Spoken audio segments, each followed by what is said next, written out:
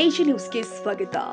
ಯಾದಗಿರಿ ಜಿಲ್ಲಾಧಿಕಾರಿಗೆ ಭೇಟಿ ಆಗಲು ಬಂದು ಅಲೆದಾಡುತ್ತಿರುವ ಕುರುಡನ ಕಷ್ಟಕ್ಕೆ ಸಹೃದಯಿ ಉಮೇಶ್ ಮುದ್ನಾಳ್ ಮಿಡಿದಿದ್ದಾರೆ. ಯಾದಗಿರಿ ಜಿಲ್ಲೆಯ ಶಹಾಪುರ ತಾಲೂಕಿನ ಏವೂರು ತಾಂಡದ ಗೋಪಾಲ್ ತಂದೆ ದಾಮೋದ್ ರಾಠೋಡ್ ಎಂಬಾತ ಸಮಸ್ಯೆಯನ್ನ ಜಿಲ್ಲಾಧಿಕಾರಿಗೆ ತಿಳಿಸಲು ಡಿಸಿ ಕಚೇರಿಗೆ ಬಂದಿದ್ರು. ಇದೇ ವೇಳೆ ಡಿಸಿ ಕಚೇರಿಯಲ್ಲಿ ಇರುವಂತಹ ಜಿಲ್ಲಾಧಿಕಾರಿ ಆಪ್ತ ಸಹಾಯಕರು ಕುರುಡ ವ್ಯಕ್ತಿ ಗೋಪಾಲ್ ತಂದೆ ದಾಮೋದ್ ರಾಠೋಡ್ ಈತನಿಗೆ ಡಿಸಿ ಭೇಟಿಗೆ ಅವಕಾಶ ಕೊಟ್ಟಿರಲಿಲ್ಲ. ಅದೇ ಸಮಯಕ್ಕೆ ಸಾಮಾಜಿಕ ಹೋರಾಟಗಾರ ಉಮೇಶ್ ಮುದ್ನಾಳ್ ಡಿಸಿ ಕಚೇರಿಗೆ ಆವರಣದಲ್ಲಿ ಇದ್ರು. ತಕ್ಷಣವೇ ಆಗಮಿಸಿದ ಸ್ಥಳೀಯರು ಅಂಥ ವ್ಯಕ್ತಿಯನ್ನ ಉಮೇಶ್ ಮುದ್ನಾಳ್ ಅವರಿಗೆ ಪರಿಚಯಿಸಿದ್ರು. ಕೂಡಲೇ ಕುರುಡ ರೇವು ರಾಠೋಡ್ ಸಮಸ್ಯೆಯನ್ನ ಉಮೇಶ್ ಮುದ್ನಾಳ್ ಆಲಿಸಿದ್ರು. ಇದೇ ವೇಳೆ ಗೋಪಾಲ್ ರಾಠೋಡ್ ಅಕ್ಕ ತಿಪ್ಪಿಬಾಯಿ ಹಾಗೂ ತಮ್ಮ ಸಿದ್ದರಾಮ್ ಕೂಡ ಕುರುಡರಿದ್ದಾರೆ ಅನ್ನೋದು ಗೊತ್ತಾಯಿತು. ಬಳಿಕ ಆತನಿಗೆ ನೀನು ಯಾದಗಿರಿಗೆ ಬರಬೇಡ, ನಾನೇ ನಿಮ್ಮೂರಿಗೆ ಬಂದು ನಿಮಗೆ ಸರ್ಕಾರದ ಸವಲತ್ತು ಸಿಗುವ ಹಾಗೆ ಮಾಡ್ತೀನಿ ಅಂತ ಭರವಸೆ ಕೊಟ್ಟಿದ್ರು. ಬಳಿಕ ಬಸ್ನಲ್ಲಿ ಹಣ ಕಳೆದುಕೊಂಡಿದ್ದ ಅಂದ ಗೋಪಾಲ್ ತಂದೆ ದಾಮೋದ್ ರಾಠೋಡ್ಗೆ ಊಟ ಮಾಡಿಕೊಂಡು ಹೋಗುವುದಕ್ಕೆ ಒಂದಿಷ್ಟು ಹಣ ಕೊಟ್ಟು ಕಳುಹಿಸಿದ್ರು. ಸದ್ಯ ಜಿಲ್ಲಾಡಳಿತ ಕೂಡಲೇ ಎಚ್ಚೆತ್ತುಕೊಂಡು ಒಂದೇ ಮನೆಯಲ್ಲಿ 3 ಕುರುಡರಿದ್ದಾರೆ, ಇವರಿಗೆ ಸರ್ಕಾರದ ಸೌಲಭ್ಯ ಸಿಗುವ ಹಾಗೆ ಮಾಡಬೇಕು ಅಂತ ಒತ್ತಾಯಿಸಿದ್ದಾರೆ.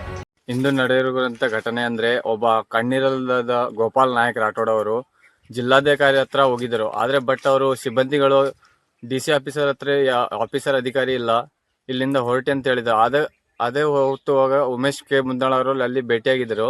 ಅವರು ಕೂಡ ಮಾತಾಡಿ ಅವ್ರ ಪ್ರಾಬ್ಲಮ್ಗಳನ್ನು ಸಾಲ್ವ್ ಮಾಡಿ ಇಲ್ಲಿಂದ ಹೋಗಪ್ಪ, ನಿಂದೆಲ್ಲನ ಬಗೆಹರಿಸಿ ನಿಂದ ಡಿಸಿಯಿಂದ ಮಾತಾಡ್ತೀನಿ ಅಂತ ಹೇಳಿ ಅವರಿಗೆ ಬಗೆಹರಿಸಿ ಆಫೀಸನ್ನು ಕಳಿಸಿದ್ರು.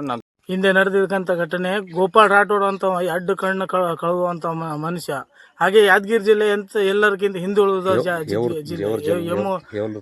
ಏವೂರು ತಾಂಡದವ ಹಾಗೂ ಯಾದಗಿರಿ ಎಲ್ಲರಿಗಿಂತ ಹಿಂದುಳಿದ ಜಿಲ್ಲೆ. ಅದರಲ್ಲಿ ಬಡವರು ಏನೋ ಅವ್ರ ಪ್ರಾಬ್ಲಮ್ ತೊಗೊಂಡು ಬಂದಿರ್ತದೆ. ಅಂಥದಾಗ ಜಿಲ್ಲಾಧಿಕಾರಿಗಳು ಅವ್ರಿಗೆ ಕುಂದರ್ಸಿ ಕರೆಸಿ ಅವ್ರಿಗೆ ಏನಾದ ಅವ್ರದ್ದು ಸಮಸ್ಯೆಯನ್ನು ಬಗೆಹರಿಸಬೇಕು. ಕೆಳ ಮಟ್ಟಗಿರುವಂಥ ಅಧಿಕಾರಿಗಳು ಆದರೂ ಅವ್ರಿಗೆ ಭೇಟಿ ಮಾಡಿಸ್ಬೇಕು. ಭೇಟಿ ಮಾಡಿಸ್ಕೇಸಿ ಅವ್ರಿಗೆ ಏನಾದ್ರು ಸಮಸ್ಯೆಯನ್ನು ಬಗೆಹರಿಸ್ಬೇಕು.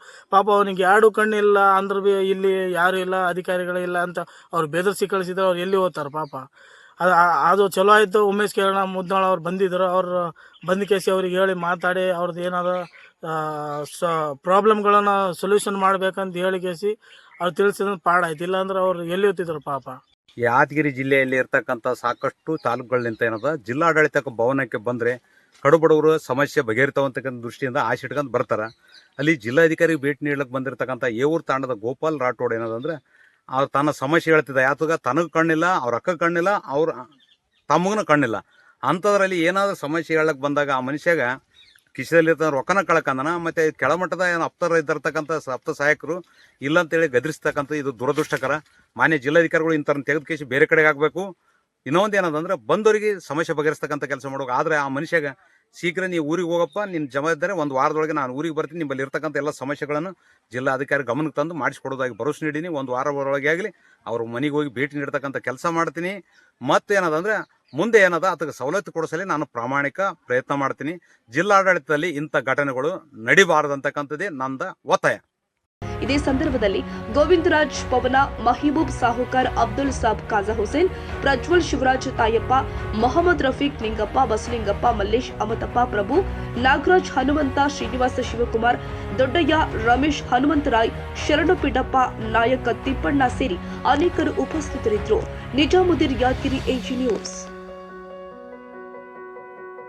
ಕನ್ನಡಿಗರ ಮೆಚ್ಚಿನ ನಿಮ್ಮ AJ 24/7 ನ್ಯೂಸ್ ಕನ್ನಡ ವಾಹಿನಿ ಇದೀಗ ಟಿವಿಯಲ್ಲಿ ಲಭ್ಯ. ವೇಳೆ ನೋಟಿಸ್ ಕೊಟ್ಟಿದ್ರೆ ವಾಪಸ್ ತಗೋತೀವಿ. ಇವತ್ತು ವಕ್ಫ್ ಪ್ರಾಪರ್ಟಿ ಅಂತೇಳಿ ಬರ್ತದೆ ಅಂತ ಹೇಳಿದ್ರೆ ರೈತರು ಬೀದಿಗೆ ಬಂದ್ರೆ ಏನ್ ಮಾಡ್ಬೇಕಾಗುತ್ತೆ? ಯಾರು ವೋಟ್ ಹಾಕಲಿಲ್ಲ ಅಂದ್ರೆ ಗ್ಯಾರಂಟಿನೆಲ್ಲ ಸ್ಟಾಪ್ ಮಾಡ್ಬಿಡ್ತೀವಿ.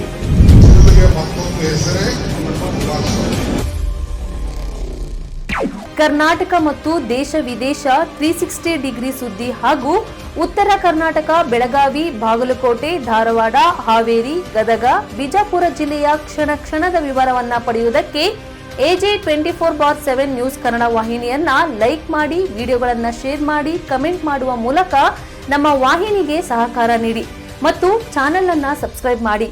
ಧನ್ಯವಾದಗಳು.